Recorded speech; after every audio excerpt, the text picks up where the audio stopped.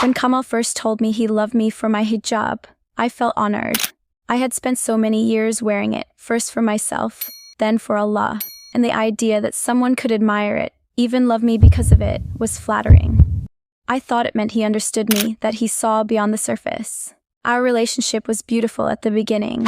We prayed together, laughed together, and shared dreams of a future rooted in faith. He'd often tell me that I was like a diamond, rare and precious, and that my modesty made me shine.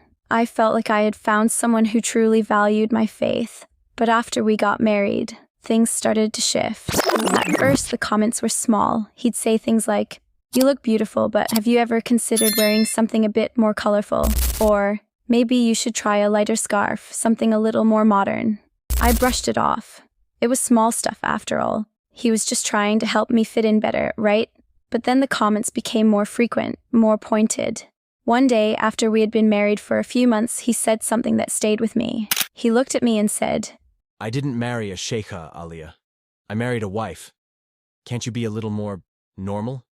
Just take the scarf off sometimes. It's just a piece of cloth after all." I remember feeling the words sink deep into my chest, but I didn't know how to respond.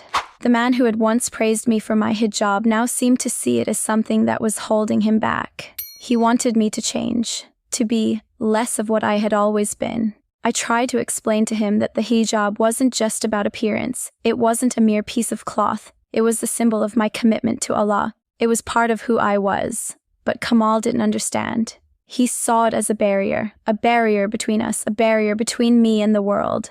He thought I was too rigid, too serious.